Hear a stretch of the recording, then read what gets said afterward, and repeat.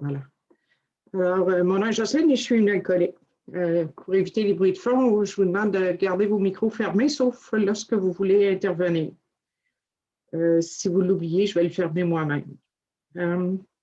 Ensuite, on va débuter par la prière d'ouverture que Guylaine a affichée dans le chat tout en haut. Il faut que vous alliez en haut. Alors, ça commence comme suit. Mon Dieu, aide-moi à mettre de côté tout ce que je pense savoir à propos de moi, du gros livre, des étapes et surtout de toi. Donne-moi un esprit ouvert et une nouvelle expérience avec moi, le gros livre, les étapes et surtout avec toi. Aide-moi à voir la vérité. Alors, on est rendu à la 8e et 9e étape ce soir, mais avant, je vais vous faire un petit... je reviens en arrière un peu, comme vous le savez, j'ai l'habitude de faire ça. Je vais faire ça pour vous voir.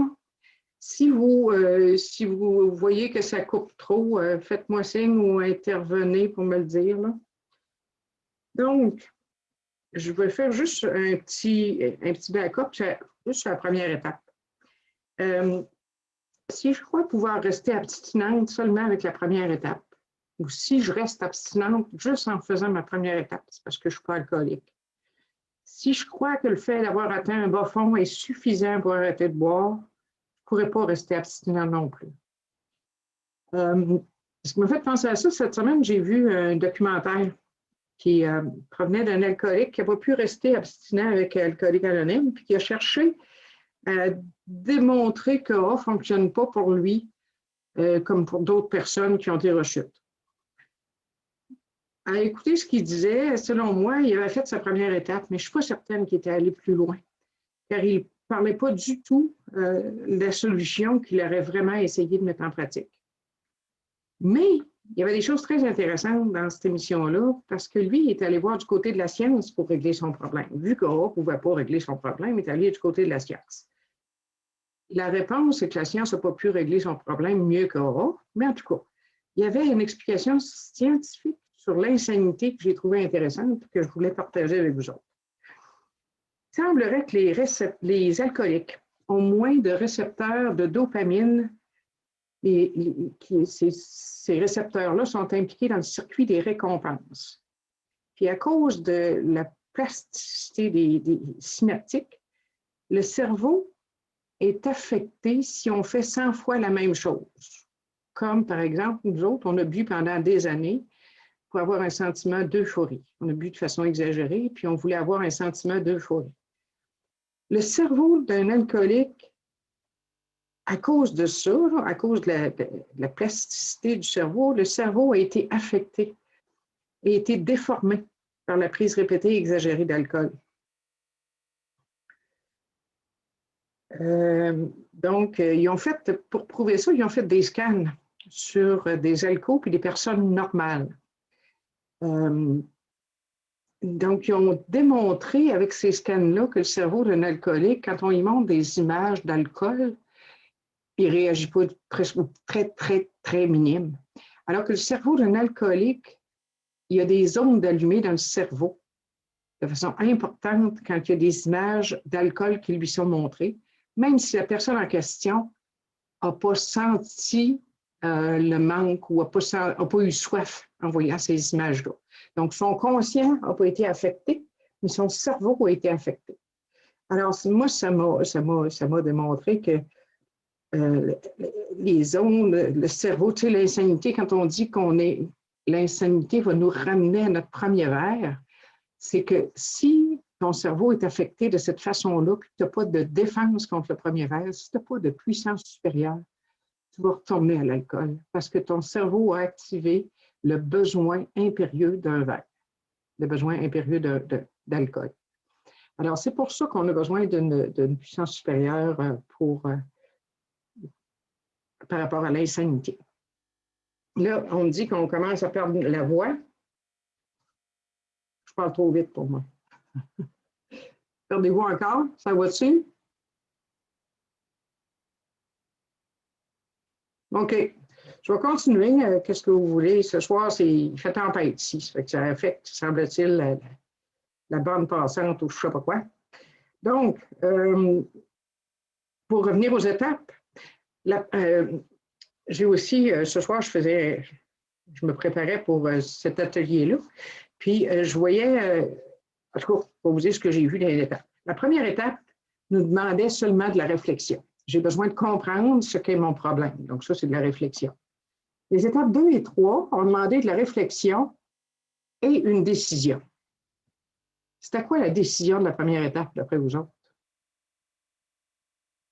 La décision, pas de la première, de la deuxième étape. La deuxième étape, c'est nous en sommes venus à croire. C'est est-ce que je choisis, en deuxième étape, est-ce que je choisis la solution spirituelle? C'est la décision que je dois prendre en deuxième étape. C'est ce que dit le gros livre. La troisième étape, elle nous demande de confier notre vie. On dit qu'on confie notre vie. On a pris la décision de confier notre vie et notre volonté à Dieu. Donc, la troisième étape, c'est aussi de la réflexion et de la décision. En quatrième étape, j'arrive à l'action. L'action que je fais, que je pose en quatrième étape, je fais l'inventaire de l'inventaire moral. En cinquième étape, je fais de l'action aussi parce que je vais aller avouer mes fautes à un autre être humain. En sixième étape, je retourne dans la réflexion.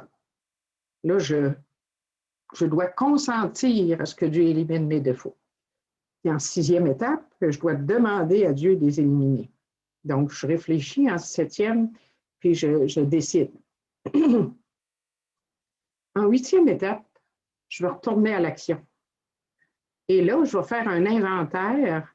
En huitième, je fais l'inventaire des amendes honorables que je dois faire. Puis en neuvième étape, je vais être encore dans l'action parce que je vais aller faire mes amendes honorables. Donc, je vais aller faire l'aveu de mes erreurs à un autre être humain. Voyez-vous, ce que je voyais en pensant à ça ce soir, c'est le pattern qui revient. On commence par réfléchir, on prend une décision, on passe à l'action. On réfléchit en sixième, on décide en septième, on passe à l'action en 8 et 9. Puis dans l'action, il y a une partie inventaire, puis une partie aveu. Alors, je trouve ça intéressant. Donc, huitième étape. On est rendu à la huitième étape. On va commencer la lecture. On est rendu à la page 86. Hélène, ça te tente-tu de lire? Un paragraphe à la fois. Oui, on t'entend tout le temps, Jocelyne, mais des fois, ça vibre. OK. Des fois. C'est qu'on perd une seconde ou deux. Bon, ça me fait penser quand j'ai arrêté de boire, la voix me shakeait. Ça fait que ça doit vous faire le même effet. À partir de nous devons. Oui. Page 86. Nous devons, Hélène alcoolique, bonsoir tout le monde. Nous devons encore demeurer dans l'action, sans quoi nous découvrirons que la foi sans les œuvres est une foi morte. Jetons un coup d'œil à la 8e et à la 9e étape. Nous avons la liste de toutes les personnes que nous avons lésées et envers qui nous sommes prêts à réparer nos torts. Nous avons dressé cette liste au moment de notre inventaire et à cette occasion, nous nous étions soumis à un examen sévère. Maintenant, nous allons vers nos semblables dans le but de réparer le dommage fait dans le passé. Nous tentons de réparer les dégâts que nous avons causés en voulant imposer nos volontés et diriger nous-mêmes le spectacle. Si nous n'avons pas la force de le faire, nous prions jusqu'à ce qu'elle nous soit donnée.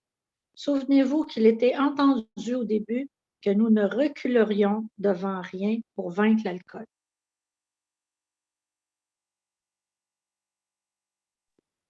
Donc, Jocelyne, es-tu là? Oui, je suis là.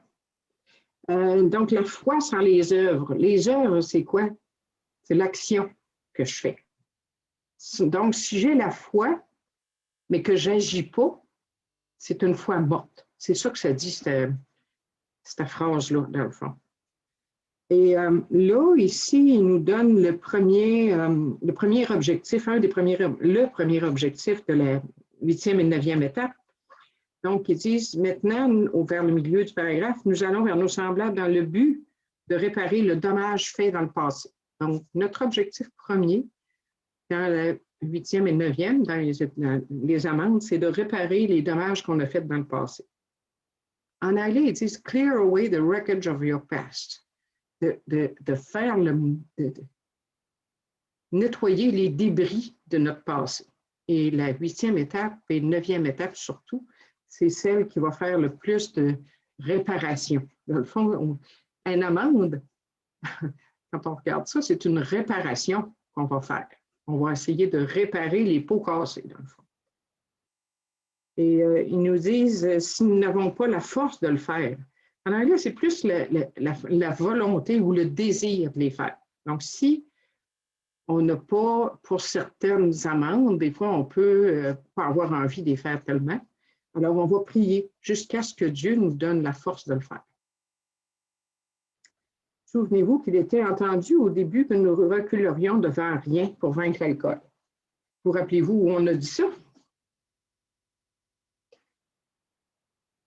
Quand on a parlé de la 3e étape.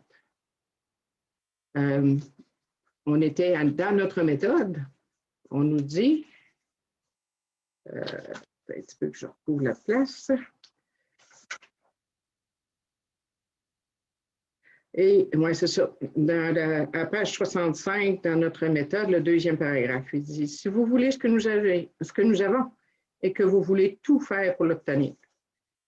Donc, on s'était entendu en 3e étape quand on a décidé de confier notre vie, qu'on reculerait devant rien pour vaincre le cas. Alors, veux-tu continuer, Hélène?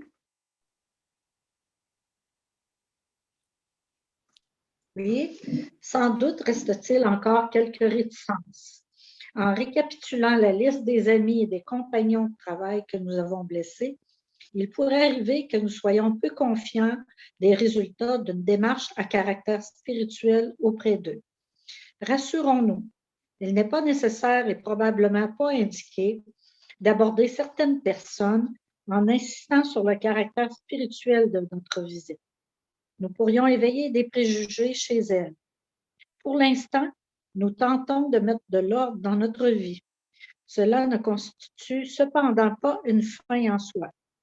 Notre but véritable est de nous préparer à nous mettre en état de servir le plus possible Dieu et les personnes qui nous entourent. Il est rarement sage, en revenant vers un individu encore affecté par les injustices que nous lui avons fait subir, de lui annoncer que nous sommes désormais tournés vers la religion. Dans l'arène, cela équivaudrait à foncer sans penser aux conséquences. Pourquoi nous exposer à nous faire traiter de fanatiques ou de raseurs religieux? Nous pourrions gâcher toute chance éventuelle de livrer un message positif. Par ailleurs, notre interlocuteur ne pourra qu'être impressionné par notre désir sincère de réparer le tort que nous lui avons causé. Il sera plus intéressé par notre démonstration de bonne volonté que par le récit de nos découvertes spirituelles. OK. Ici, il nous donne dans ce paragraphe-là le deuxième objectif, c'est vers la fin du paragraphe, à la page 4, pas du paragraphe, à la fin de la page 86. Ils disent, pour l'instant, nous tentons de mettre de l'ordre dans notre vie. Donc, tout à l'heure, on disait qu'il y avait l'objectif de réparer le dommage fait dans le passé. Et maintenant, ils nous disent qu'on tente de mettre de l'ordre dans notre vie. Et l'autre objectif, notre but véritable est de nous préparer à nous mettre en état, donc de nous rendre capables de servir le plus possible Dieu et les personnes qui nous entourent. Donc ça, c'est un des objectifs spirituels importants du programme des 12 étapes. Nous mettre en état de servir le plus possible Dieu et les autres personnes. Parce que, à quelque part, en 3e étape, vous vous rappelez, on disait à un moment donné que dorénavant, Dieu va être le directeur et que moi, je vais être son agent. Alors, en tant que son agent, je vais porter le message de Dieu aux autres êtres humains qui m'entourent. Et en faisant une amende honorable, il faut voir que même là, je suis l'agent de Dieu. Je vais démontrer à un autre être humain que j'ai changé, qu'il est possible de changer avec l'aide de Dieu. Puis des fois, ça va donner des résultats surprenants. Je ne me rappelle pas si je vous ai conté ça la semaine dernière ou une autre fois, que moi, j'ai fait une amende honorable à ma mère de façon générale, peu de temps avant qu'elle décède. Elle était à l'hôpital. Puis, en tout cas, ça a monté comme ça, puis dans le temps de Dieu, pas dans le mien. Puis, je lui ai dit que je m'excusais pour ce que j'avais fait, qui n'était pas correct, puis que je l'aimais. Tout simplement en parlant. Puis, elle a accepté ça, puis ça lui a donné l'occasion de faire la même chose, de s'excuser elle aussi pour ce qu'elle avait fait. Donc, tu vois, ça lui a donné l'occasion de faire ça avant de mourir. Moi, je ne pensais pas à faire ça. Je n'avais plus ça dans mon idée que j'avais une amende honorable à faire à ma mère, là, tu sais. Mais l'occasion s'est présentée, puis j'ai été inspirée de le faire. Je l'ai fait sans questionner, sans... plus je me laisse diriger, moins j'essaie de contrôler, mieux ça va. Ça ne veut pas dire que je le fais tout le temps, loin de là. Puis aussi, page 87, quand ils disent il serait lui annoncer que nous sommes désormais tournés vers la religion. Dans le fond, c'est le langage de 1938, ça. Aujourd'hui, on dirait tourner vers la spiritualité plus que la religion. Un peu plus loin, ils disent nous pourrions gâcher toute chance éventuelle de livrer un message positif. Donc, ça va encore là avec notre objectif d'être de service pour les autres, d'aider les autres. Ça va-tu? OK, Hélène, tu peux continuer.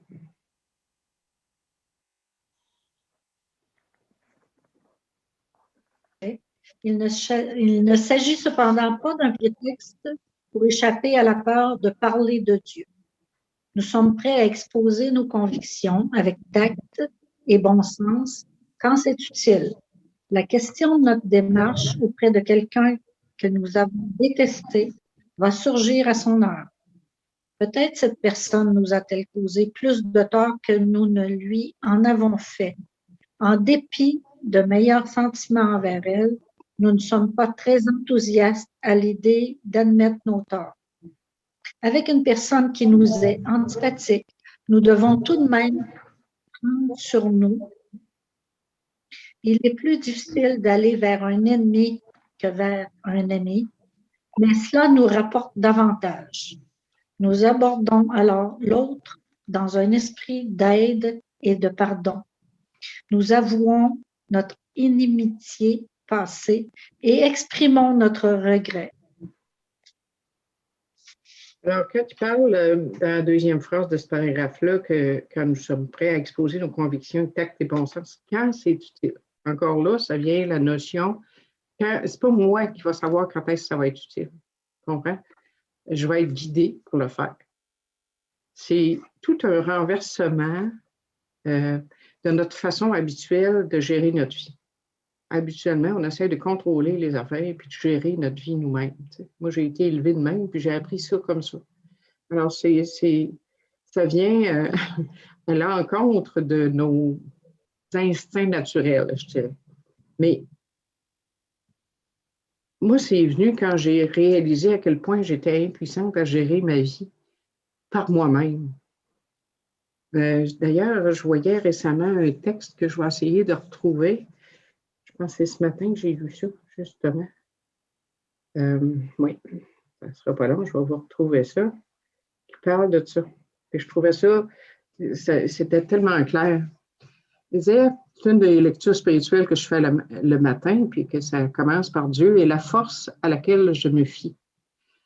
Si tu te fies à ta propre force, tu as tout lieu d'être plein d'appréhension, d'anxiété et de peur.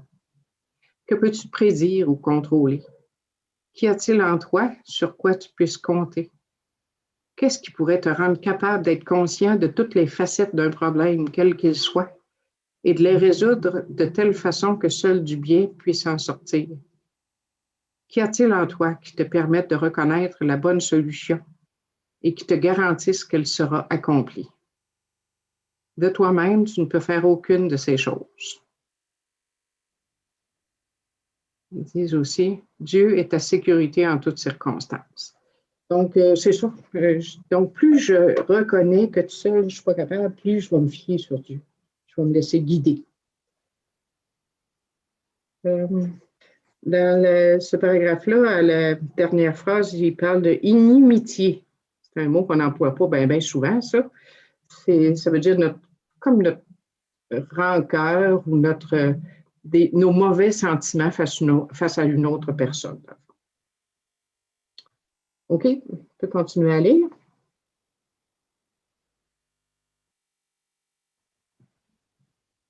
Nous évitons à tout prix de critiquer cette personne ou de discuter avec elle. Nous lui disons simplement que nous ne pourrons pas surmonter notre problème d'alcool tant que nous n'aurons pas fait tout notre possible pour mettre de l'ordre dans notre passé. Nous sommes là pour réparer les dégâts dont nous sommes responsables, conscients que nous ne pourrons rien faire de valable tant que le passé n'aura pas été nettoyé.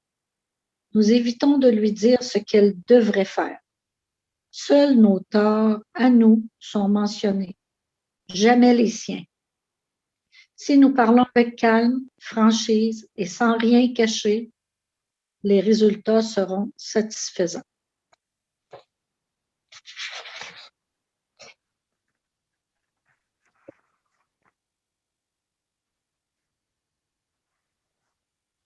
Ton micro est fermé, Jocelyne. Oui, je viens de voir ça. Merci. C'est ça. On dit qu'on évite de critiquer la personne ou de discuter avec elle ou de s'obstiner avec elle, dans le fond. Et pour faire ça, je vais avoir besoin d'avoir vraiment pardonné à l'autre s'il a fait quelque chose de travers, que j'ai fait du ressentiment contre cette personne-là. Je vais avoir besoin de lui avoir pardonné avant d'aller faire une demande honorable.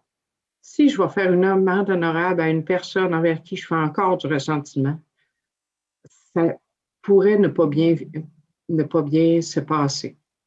Et aussi, t'es mieux de t'être pardonné à toi les torts que tu lui as faits. Parce qu'encore là, si tu commences à avouer tes torts, puis que l'autre personne, elle fait encore du ressentiment, puis qu'elle commence à te parler de d'autres choses que tu n'as pas vues encore, puis qu'elle te le dit, si tu ne t'es pas pardonné déjà ce que tu as fait, ben, tu ne le prendras pas, puis ça risque de dégénérer. Donc, avant d'aller faire une amende honorable, s'assurer d'avoir pardonné à l'autre et à soi. On est là pour réparer les dégâts dont nous sommes responsables. Donc, je suis là pour nettoyer mon côté de la rue, mes affaires à moi. L'autre, ce qu'il a fait, s'il n'est pas prêt à s'excuser, tu n'as pas à avoir d'attente par rapport à ça, parce que si tu as des attentes, ça va transparaître quelque part.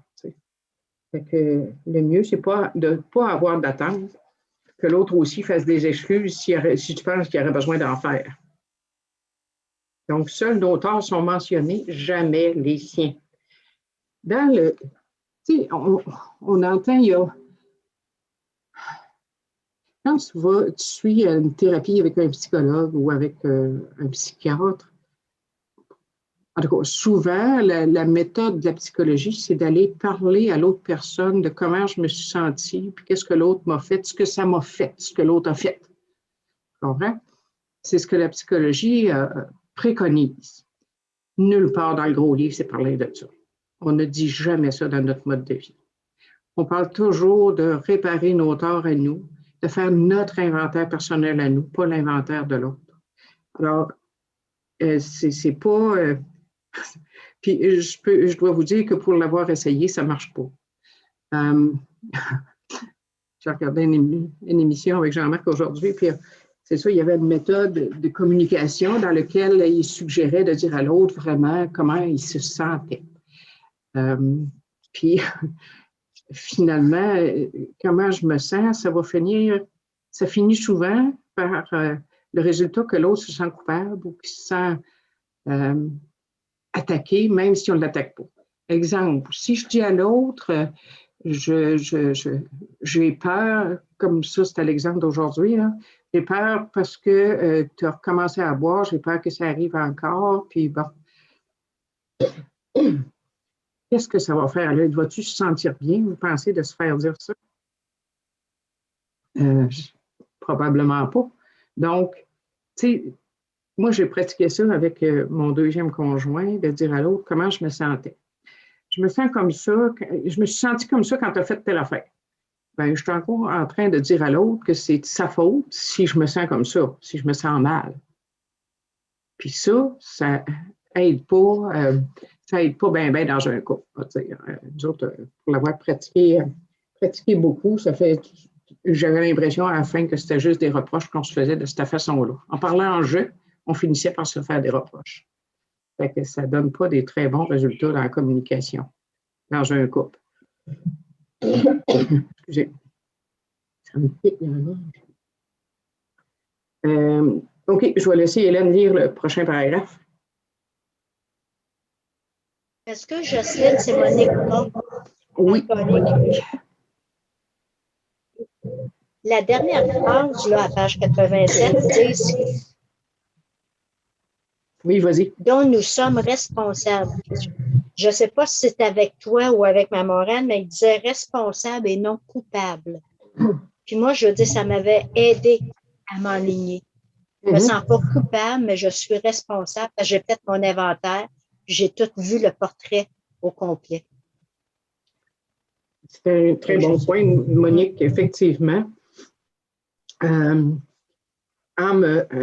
regardant mes torts, je dois reconnaître que j'ai fait ces torts-là parce que à ce moment-là, je n'étais pas capable d'agir autrement. Donc, je suis quand même responsable de ce que j'ai fait, mais je ne suis pas coupable. Si j'étais incapable d'agir autrement, je ne suis pas coupable. J'ai fait de mon mieux avec ce que j'avais, avec ce que je connaissais, puis avec ma façon d'être à ce moment-là. Donc, c'est pour ça que oui, on est responsable, pas coupable. D'autres commentaires là-dessus? Il y a quelqu'un qui voulait prendre la parole? Moi, j'aurais peut-être juste 30 secondes. Oui. C'est quelque chose de très, très, très difficile à faire. Comme tu dis, il faut savoir pardonner avant. Puis, on ne s'en va pas régler des comptes. Moi, ce qui m'avait aidé à l'époque, c'était qu'on faisait des amendes honorables. La différence entre une excuse et une amende honorable, une excuse, ça se peut très bien que je recommence. Une amende honorable, je vais tout faire pour ne pas le refaire. Puis, si je peux le réparer, je vais le réparer. Fait qu'il n'y a pas de. Je n'ai pas réglé mes comptes, puis toi, tu as fait ça, puis moi, j'ai fait ça. Mais c'est pas évident, c'est pas facile. Non, c'est pas évident, puis c'est pas facile. Tu as raison, une amende honorable, c'est pas juste. Des fois, l'excuse est nécessaire.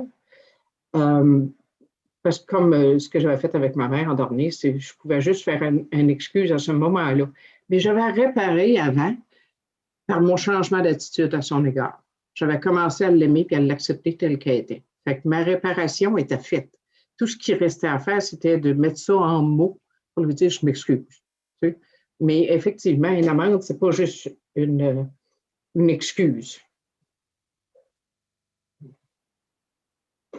Ça va-tu? D'autres questions, d'autres commentaires? OK. Alors, vas-y, Hélène. OK. 9 fois sur 10, l'inattendu se produit. Notre interlocuteur avoue parfois ses propres fautes et l'inimitié vieille de plusieurs années s'efface en 1 heure.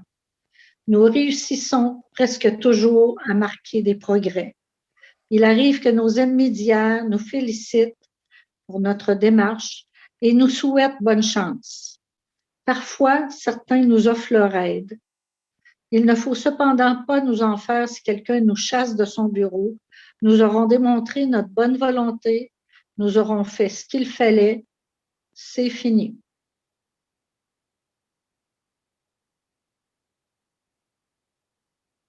Mon micro est fermé, Jocelyne.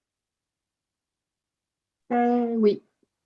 Ici, on nous donne des résultats qui peuvent se produire suite à une amende honorable ou c'est ça, quand on va voir l'autre pour avouer ses fautes. Donc, l'autre avoue des fois ses fautes aussi. Donc, c'est ça. Il y a des résultats. Un des objectifs, un des résultats parfois des amendes honorables, c'est de réparer les relations brisées. Ça peut arriver. Des fois, ça ne veut pas dire qu'on veut toujours réparer les relations brisées.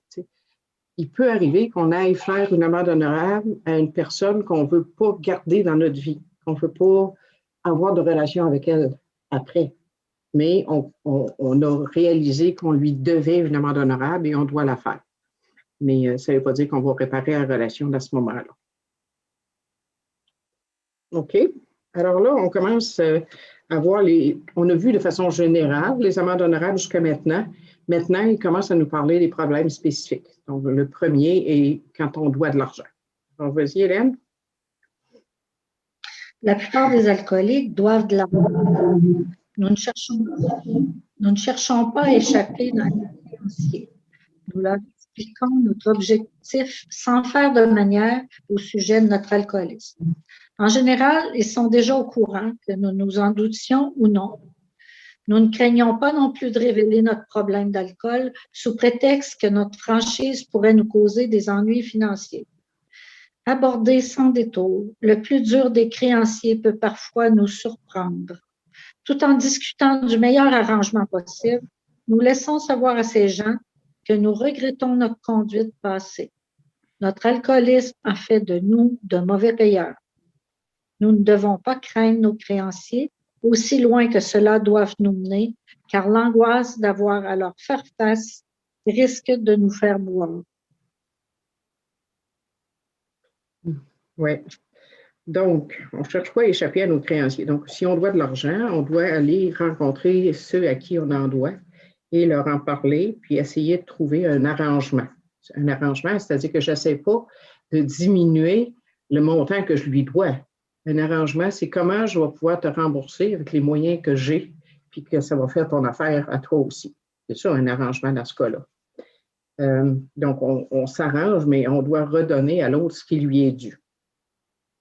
OK? C'est pas une négociation. Vous dire, je te devais 2000 pièces, mais là, ça te dérange-tu si je te remets juste 1000 pièces? Non, c'est pas ça l'idée. OK? On va continuer. L'autre point, il y a un acte criminel qu'on est rendu. Il se peut que nous ayons commis un acte criminel pour lequel nous pourrions être mis en prison s'il était connu des autorités. Peut-être le manque d'argent nous empêche de nous racheter.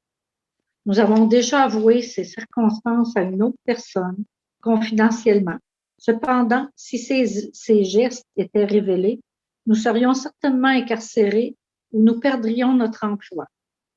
Dans d'autres cas, il peut s'agir seulement d'un délit mineur, comme d'avoir gonflé nos notes de frais. La plupart d'entre nous avons fait des choses de ce genre. Divorcés et remariés, peut-être avons-nous cessé de verser la pension à notre première femme. Furieuse, elle a fait délivrer un mandat d'arrestation contre nous. C'est là une forme d'ennui également répandue.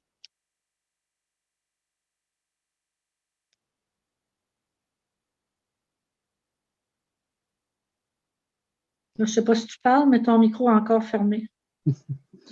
J'avais déjà entendu un partage d'un homme qui avait passé par la prison. Puis, il s'était enfui. Je ne sais pas d'où, comment, où, quand, comment, là. Puis, finalement, il s'était enfui. Il buvait encore à ce moment-là. Il s'était enfui. Puis, il avait été, un homme l'avait aidé. C'était un membre des Alcooliques Anonymes. Puis, il l'avait amené en haut. Il avait arrêté de boire. Puis, après un certain temps d'en haut, il a décidé d'aller se rendre aux autorités pour continuer à purger sa peine ou quoi que ce soit. Là. Fait qu'il s'est rendu aux autorités, il est retourné en prison pour un bout, puis il est sorti finalement. Alors, il était prêt à aller jusqu'au bout pour faire ce qu'il fallait pour nettoyer son passé, pour réparer ce qu'il avait fait. Alors, c'est ça, on va continuer. Bien que nous puissions réparer ces torts d'innombrables façons, certains principes généraux peuvent nous guider. En nous rappelant que nous avons décidé d'aller aussi loin qu'il le faudrait pour vivre une expérience spirituelle, nous demandons que nous soit donnée la force et la lumière nécessaires pour faire ce qu'il faut, quelles que soient les conséquences pour nous. Cela peut signifier la perte de notre emploi ou de notre réputation, ou même l'incarcération, mais nous sommes prêts à tout. Il le faut. Nous ne devons reculer devant rien. C'est ça. Fait qu'il y a, c'est assez clair. Hein? Y a-tu des commentaires ou des questions là-dessus? Sur ce qu'on a lu jusqu'à date, là?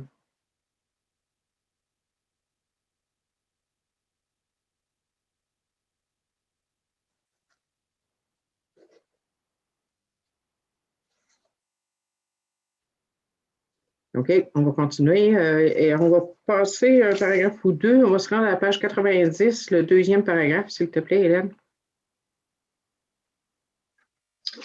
Avant de prendre des mesures radicales qui pourraient engager d'autres personnes, nous nous assurons du consentement de celles-ci.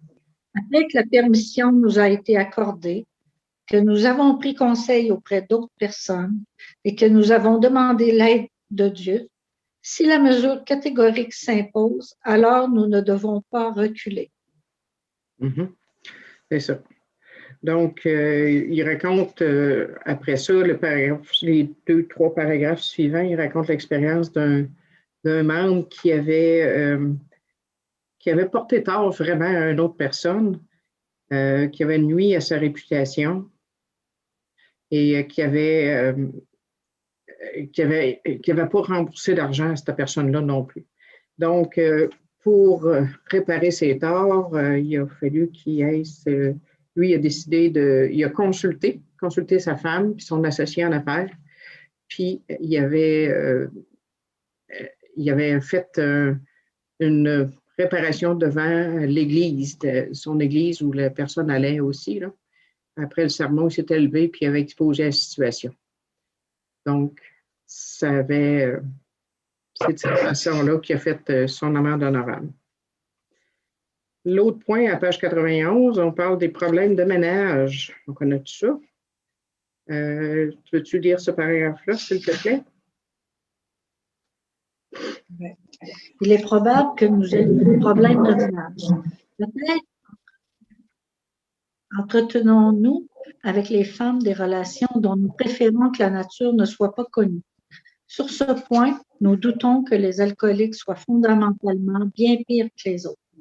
Quoi qu'il en soit, il est certain que boire complique les relations sexuelles avec le conjoint. Après quelques années aux côtés d'un alcoolique, une femme s'use, devient amère et incapable de communiquer.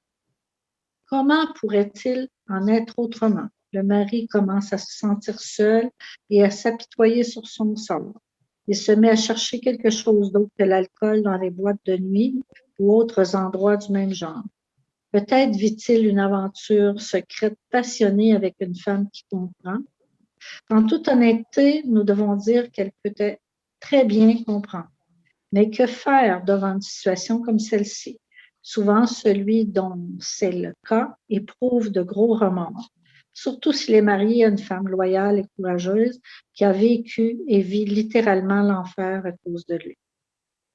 Alors, dans ce paragraphe-là, on parle surtout d'infidélité. Ce n'est pas les seuls problèmes de ménage qu'on peut avoir, là, mais ici, dans ce paragraphe-là, il parle de ça.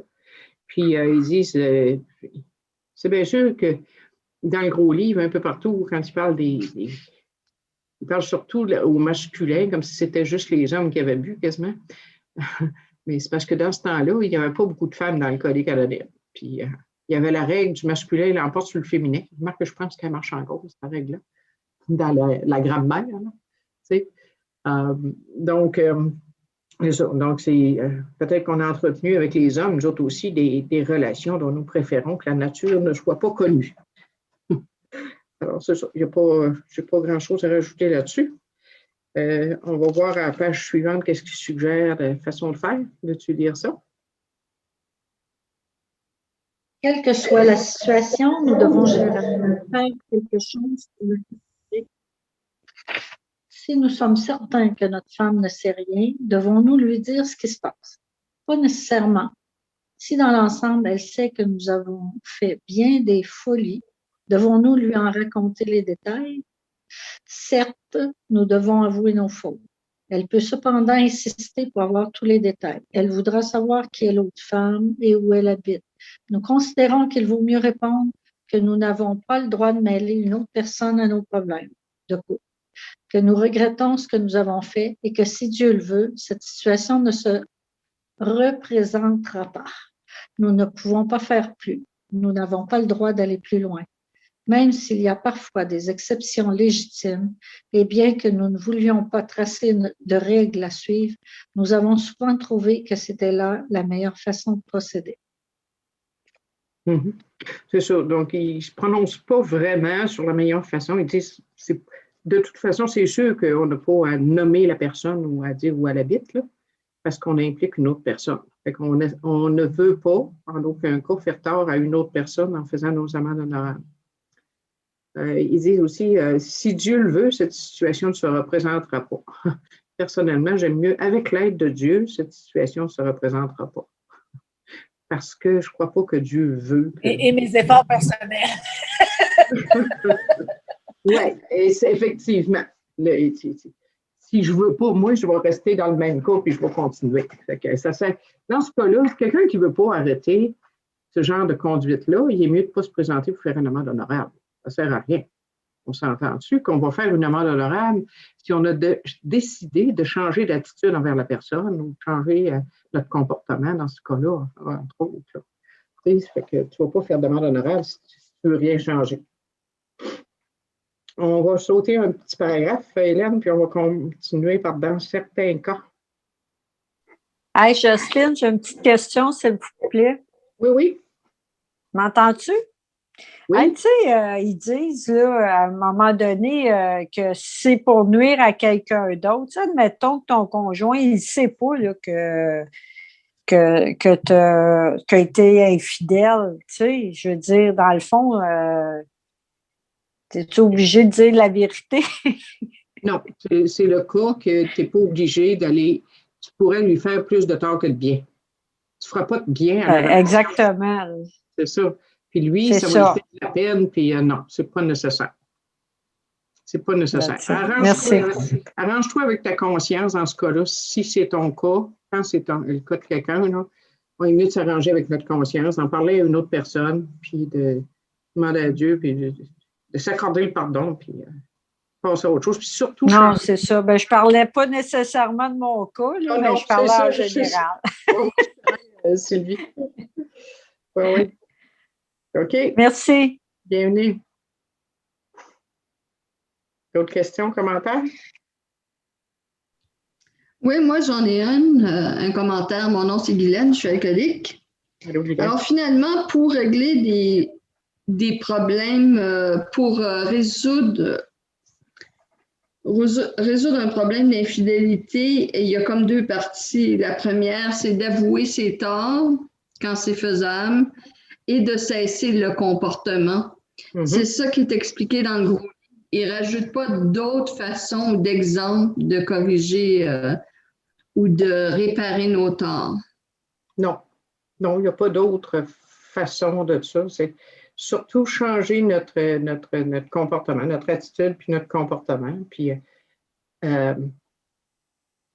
changer notre attitude envers notre conjoint même, là, au lieu d'apprendre à l'aimer, puis à l'accepter, puis à apprendre à se contenter d'une seule personne. Puis si on n'est pas capable de le faire, bien, peut-être qu'on devrait changer ou changer ce qu'on peut. Là, des fois, c'est de changer. Si j'aime plus, si je suis plus en amour avec la personne, puis si je suis pas capable de rester avec, bien, peut-être que ce serait d'être honnête dans ce cas-là. C'est la meilleure attitude à faire. Fait que, OK, merci. Il n'y a pas de règle fixe là-dessus, ben. C'est juste une question de si je ne suis pas capable de changer mon comportement, ben, il y a peut-être d'autres choses que je devrais faire. OK? Vas-y, Hélène. Dans certains cas, c'est peut-être la franchise la plus totale qui est de rigueur. Une tierce personne ne peut pas toujours évaluer ces situations intimes. Il peut arriver que les deux conjoints, préférant laisser parler la raison et faire preuve d'une indulgence affectueuse, décident d'oublier le passé. Chacun pourrait prier en pensant surtout au bonheur de l'autre. N'oubliez jamais que vous traitez avec le plus terrible des sentiments humains, la jalousie. En général, il vaut mieux attaquer stratégiquement le problème et éviter l'affrontement. C'est ça. Ça peut être le cas si la personne pense qu'elle devrait s'excuser, ben, elle pourrait peut-être faire une excuse très générale. Mais si elle est sûre que l'autre personne n'en a aucune idée, je ne suis pas sûre que c'est une bonne idée d'aller en parler.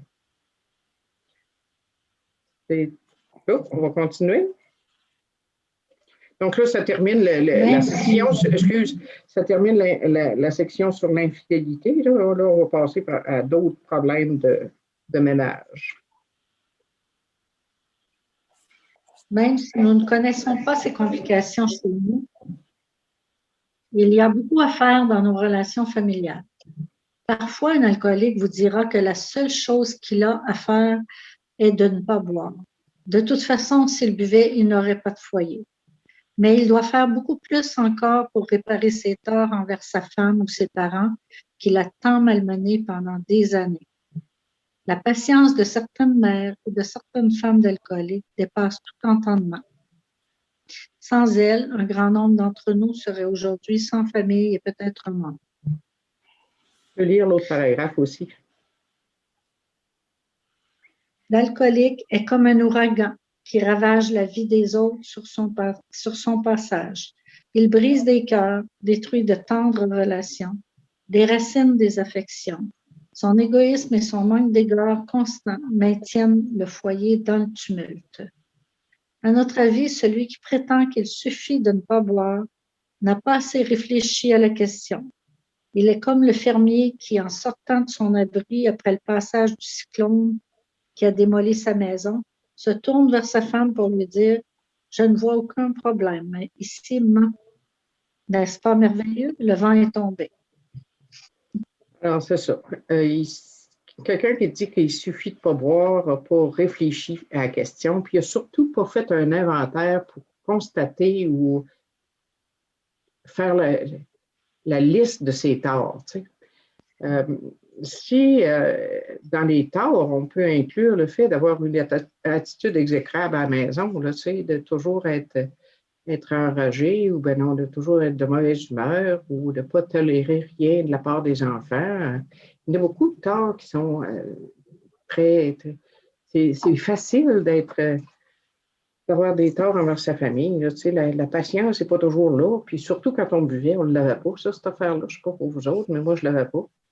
Ça fait qu'on doit d'abord prendre conscience des torts qu'on a eus, puis ensuite réparer veut dire changer ma façon de voir les choses, ma façon de l'attitude que j'ai, puis mes actions vont changer. Comme j'ai déjà dit, on ne travaille pas directement sur le comportement, on va travailler plutôt sur notre façon de voir les choses, changer notre regard, puis changer notre attitude, ça va changer notre attitude et nos comportements vont changer par le fait même. Alors, on change. À la maison, c'est d'autant plus important. C'est l'endroit où on a besoin le plus de pratiquer ça. Pratiquer l'amour et la tolérance envers nos proches. Puis c'est là que c'est le plus difficile parce qu'on est très familier avec eux autres. Puis on a beaucoup d'attentes souvent. Puis on peut se laisser aller plus avec les gens qui nous sont proches puis qui nous aiment. Tu sais. Avec un ami que tu vois une fois par mois, tu vas être de bonne humeur. Avec ton conjoint que tu vois tous les jours, tu peux laisser sortir ton mauvais caractère.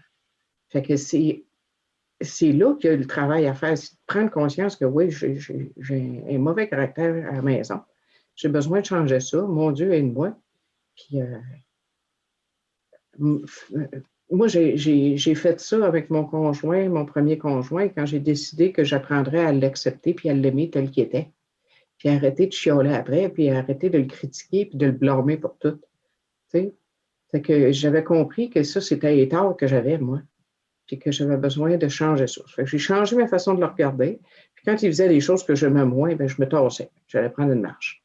Alors, il y a moyen d'apprendre à pratiquer l'amour et la tolérance chez soi, à la maison, avec notre conjoint puis avec nos enfants. Et ça marche. Fait que, moi, dans ce texte-là qu'on a lu, j'aime bien la phrase dans la page 93, le deuxième paragraphe. L'alcoolique est comme un ouragan qui ravage la vie des autres sur son passage. Surtout, moi, je dirais surtout la vie de nos proches. OK, on va continuer. Ici, dans le prochain paragraphe, c'est comme des règles générales de vie après notre inventaire, puis tu sais, dans notre vie courante. Vas-y. Oui, nous avons un long travail de reconstruction devant nous et nous devons en prendre l'initiative. Marmonner des excuses contrites ne suffit pas. Nous devons nous asseoir avec notre famille et analyser le passé franchement tel que nous le voyons maintenant, en prenant bien soin de ne critiquer personne. Les défauts des autres peuvent être flagrants, mais il y a de bonnes chances que nos façons d'agir soient partiellement la cause des difficultés. Nous mettons donc de l'ordre dans nos relations familiales. Chaque matin, au cours de notre méditation, nous demandons à notre Créateur de nous enseigner la patience, la tolérance, la bienveillance et l'amour. Mm-hmm. Donc, c'est ça. Donc, on a un long travail de reconstruction. C'est pour ça qu'on dit, tu sais, c'est un travail de toute une vie. Ce mode de vie-là, c'est un mode de vie, c'est une façon de vivre. J'apprends une nouvelle façon de vivre, puis je vais avoir à le pratiquer pour le restant de mes jours. Mais c'est plus... au début, ça peut demander plus d'efforts, mais avec le temps, ça devient plus facile, plus doux, je dirais.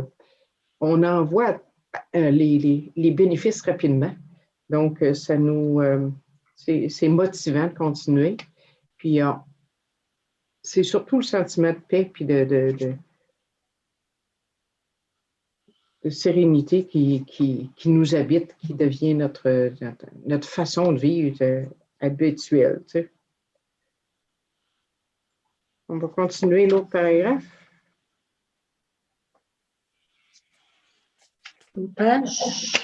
Ouais. La vie spirituelle n'est pas une théorie. Nous devons la vivre.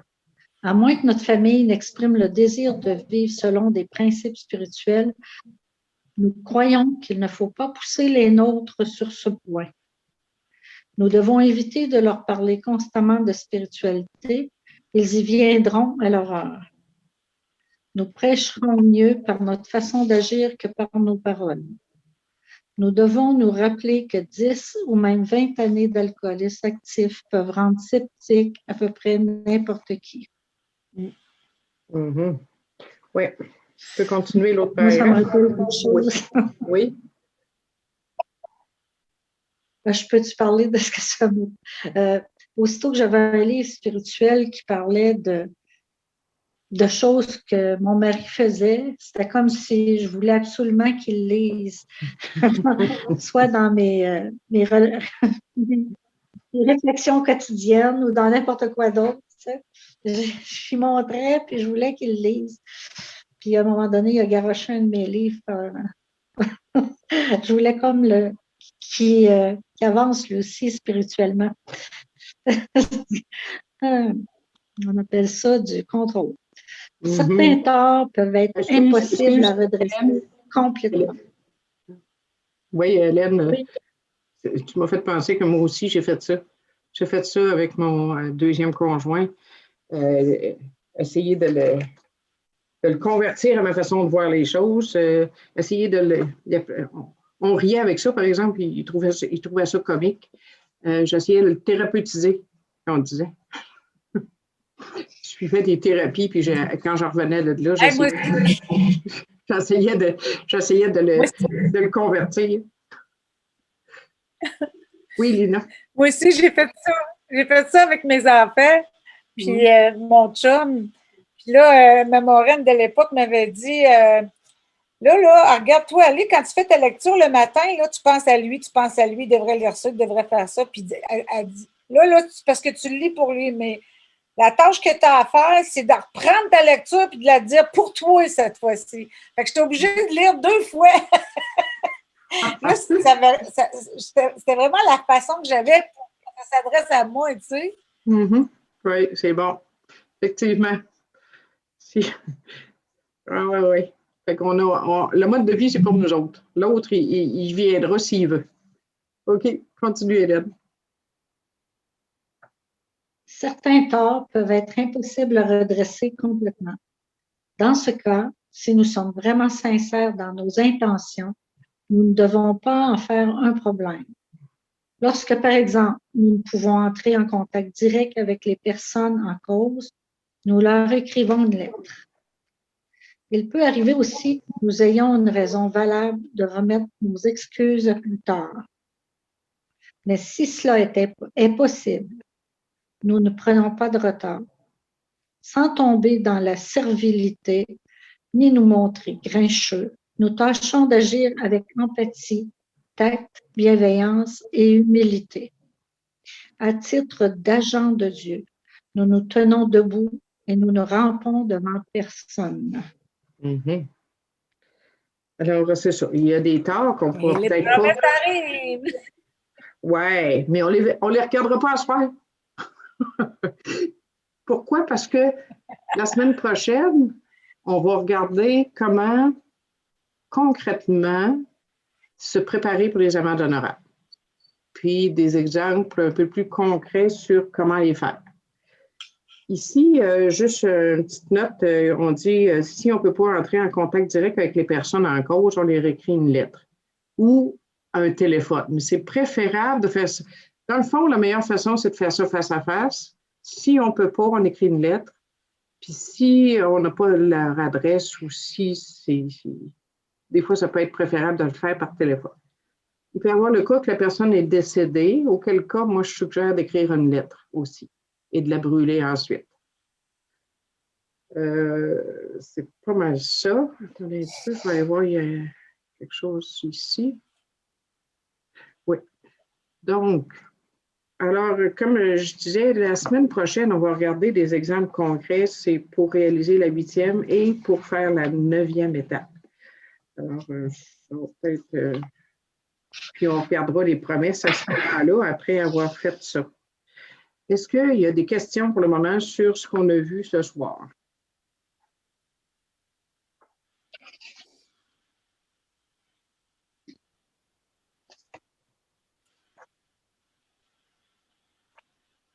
Non, s'il n'y en a pas, on va terminer. Il faudrait aussi peut-être trouver des trucs. Ah, excuse. Non, vas-y. Tu sais, avoir un truc, mettons, si on se fait revirer de bord ou quoi que ce soit, tu sais, comme être préparé à. Parce que si on arrive avec toute l'humilité, l'empathie, la bienveillance, puis qu'on admet nos torts, puis on demande pardon, ou on fait une amende honorable, mais qu'on est mal reçu, il faudrait comme se préparer aussi à ça, hein? Dans le sens où l'autre peut vraiment pas vouloir nous écouter ou nous envoyer chier ou. C'est sûr on est humain, là. C'est sûr qu'on doit être conscient que c'est une possibilité, mais en sachant, si tu t'es pardonné, si tu as pardonné à l'autre, c'est tort à lui, puis qu'à l'avance, tu te prépares que bon, peut-être qu'il ne me recevra pas bien, mais ça lui appartient. C'est de toujours savoir que si l'autre ne le prend pas, ça lui appartient, c'est son problème. Toi, tu as fait ta job. C'est ça, tu vas faire ta job. Puis l'autre, sa réaction, ça lui appartient. Parce qu'on était habitués, moi, en tout cas, je suis bien bonne là-dedans, d'avoir des attentes puis d'avoir peur du rejet. Tu sais. Mais on n'est pas obligé, on n'est pas obligé d'être aimé par tout le monde. Ce n'est pas nécessaire.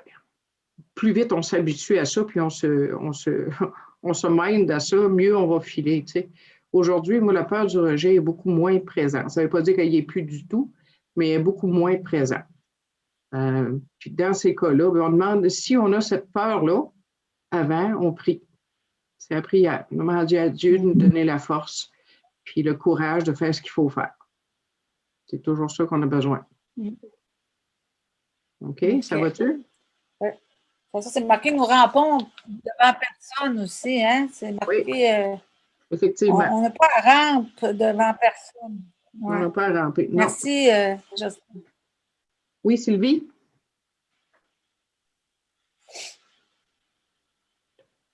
Tu as levé la main? Non?